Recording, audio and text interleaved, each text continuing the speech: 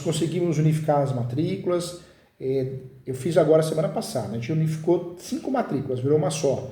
Dá para desmembrar, então você pega uma área maior, você transforma em várias matrículas.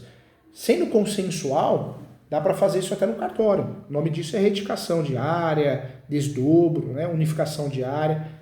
Dá até para fazer no cartório, quando o cartório flui as coisas, né? Tem cartório que é mais conservador, só faz o beabá. Tem cartório que só faz registro e averbação, parece que tem medo de fazer qualquer outra coisa. O ideal, se for consensual, é fazer com facilidade no cartório. Se não conseguir fazer com facilidade no cartório, a opção é fazer judicial, né? Mas dá para fazer sim. Agora, se a área é muito grande, desculpa, cortei, doutora, perdão. Por exemplo, a área é 10 hectares, a fração mínima ideal é 5. Aí, nesse caso, ele iria vender 5 hectares, que é a fração mínima permitida, só que ele iria criar 5 lotes de 1 hectare, mais ou menos isso, e na hora de fazer o registro, sairia uma matrícula única? Na verdade, se faz o uso capião, você consegue criar uma matrícula nova, né? Ou registra a sentença e a verba. Quando eu faço o procedimento de desdobro, aí na verdade o cartório vai muito do entendimento do cartório, mas em regra abre uma matrícula nova. Agora tem cartório que fica aquela matrícula cheia de matrículas pequenininhas, sabe? Horrível, né? Fica confusa a matrícula, mas em regra é matrícula nova. Aí não dá, então, mas isso dentro do condomínio, é isso, doutor? Dentro do condomínio. Dentro do condomínio. Aí, na verdade, o que acontece? Na verdade, aí institui o condomínio e aí o imóvel é passado para o CNPJ do condomínio, é transferido. Precisa ver o que eles querem, né? Se é a instituição de um condomínio ou de um loteamento, porque tem critérios diferentes. Né? O condomínio na verdade, existe o condomínio de lotes, claro, mas tem estratégias diferentes aí. E a ideia deles é o quê? Lotear mesmo ou fazer um condomínio? Não, é lotear. Lotear? É loteamento. Entendi. Lotear porque o condomínio vai exigir que seja feita infraestrutura, vai gastar muito mais, né? O condomínio gasta mais, em regra gasta mais. Se eles forem fazer o loteamento, o que a doutora tem que fazer para não errar, até para não passar nervoso, né? Fala que a doutora trabalha por etapas. Qual que é a primeira etapa? Fazer o due diligence, né? Viabilidade do projeto, que aí inclui outros profissionais, às vezes um engenheiro, né? Um topógrafo para fazer o georreferencial. E aí sim, terminou essa etapa, vamos para a segunda etapa. A segunda etapa já é da entrada na prefeitura e também no cartório. É uma etapa mais cansativa, mais demorada, então a doutora tem que calcular uma hora técnica de trabalho e tem que ser cobrado de forma correta para a doutora não passar nervoso. Resolveu essa questão, aí a doutora pode atuar numa terceira etapa, que seria o acompanhamento dos contratos de venda, né? E a quarta e última é sempre o pós-atendimento, né? Então são várias etapas que a doutora pode atuar. Nunca faz um contrato, olha, eu estou aqui presa até o fim do projeto. Porque não, a doutora vai ter dor de cabeça, entendeu? Então, doutor, a minha dúvida, assim, só para explicar para ele melhor, se há essa possibilidade, qual seria assim, a solução para me apontar para ele, sabe? No caso, é um loteamento, ele não quer deixar ele irregular. Entendi. Aí, o que a gente poderia dar de sugestão? Pode falar para o cliente, falar para ele, olha, o loteamento simplesmente faz o loteamento regular, né? Um procedimento que vai demorar em média 3 anos, pode ser mais, pode ser menos. Vai gastar com outros profissionais, não é só comigo, né? Como advogada. Vai gastar com topógrafo, porque precisa de uma planta mineral descritivo, precisa de cadastros, precisa ART, né? Tem muitas coisas que o engenheiro que vai fazer também. Feito isso, você vai gastar bem menos que fazer um loteamento condominial, né? Um condomínio. Então, o custo é menor, mas existe um tempo aí para poder regularizar tudo isso que em torno de 3 anos, pode ser mais ou menos. Então, deixar claro isso, viu? Tá, entendi. E a ideia é fazer muitos lotes? Menores do que a fração mínima permitida. Entendi. O custo é alto, o investimento é alto no loteamento, né? No condomínio mais ainda.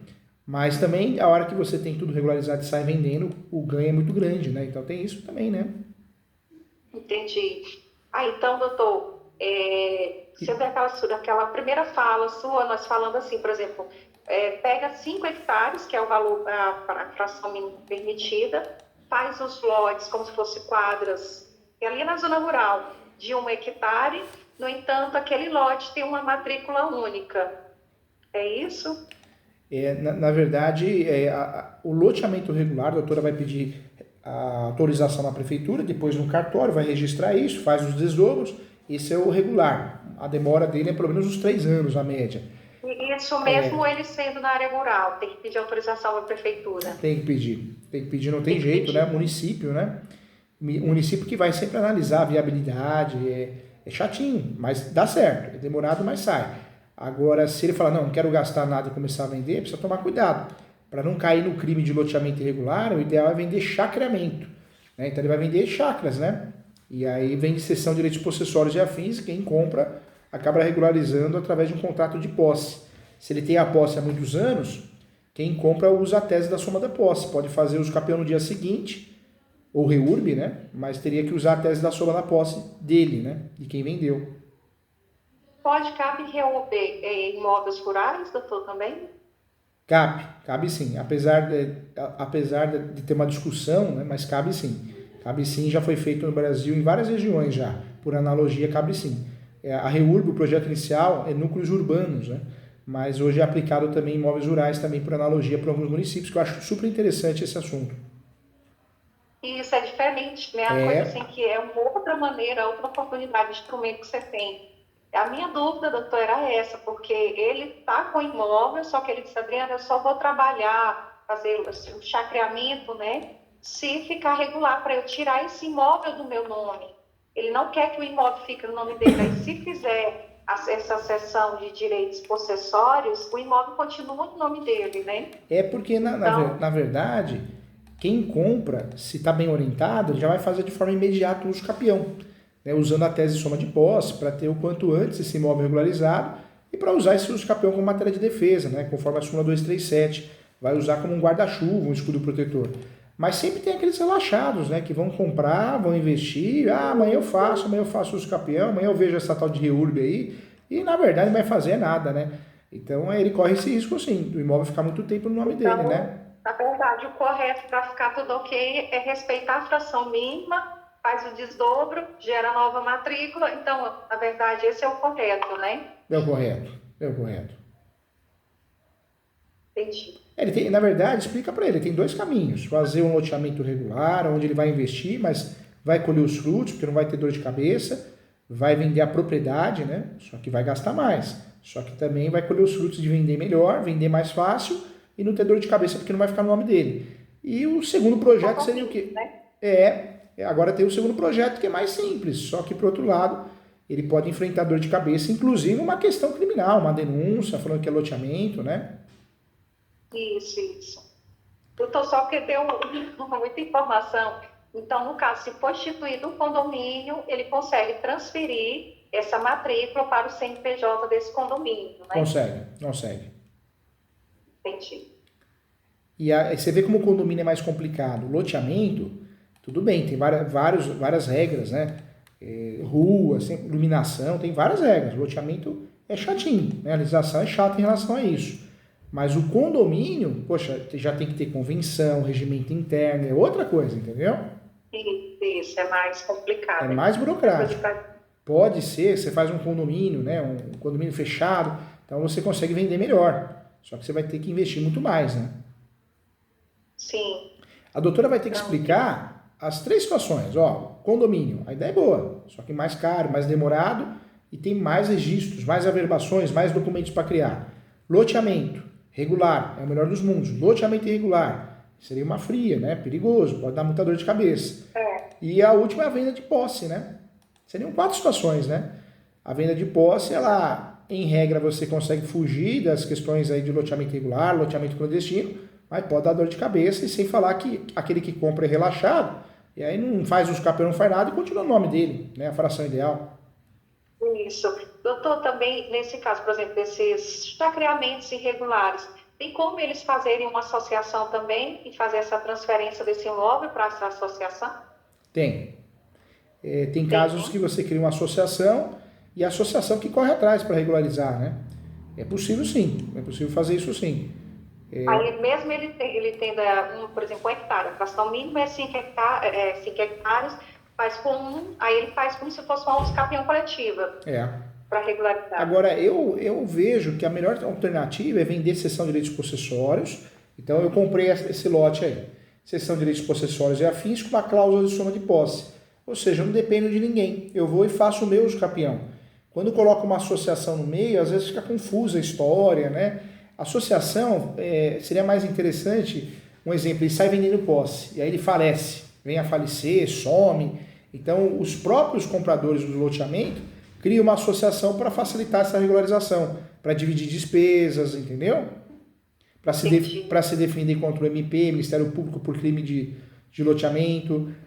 Então, seria mais interessante num outro momento se acontecesse alguma coisa nesse sentido. Entendi. Não, entendi agora. Tem duas situações, que é aquela que é a correta, respeitando a fração mínima, e a outra que é fazer a venda dos lotes abaixo da fração mínima, mas por cessão de direitos possessórios. Para que ele possa fazer o usucapião desse imóvel. Eu acho que vale a pena comentar com o cliente tudo isso, né? Porque não adianta falar, mas o professor Júlio está ensinando a fazer coisa errada. Não é isso. É que a vida é como ela é, a vida é real. Muitas vezes o cliente ele tem uma grande área rural, mas ele não tem dinheiro. Não tem investidor, tem medo de investidor errado, tem medo de cair no golpe. Então, o que ele pode fazer? Ele pode vender o que ele tem. Qual que é a forma dele vender o que ele tem? Fugindo de crime de loteamento, fugindo de dor de cabeça. Vende chacreamento por cessão de direitos possessórios. Né? Pode dar dor de cabeça? Pode.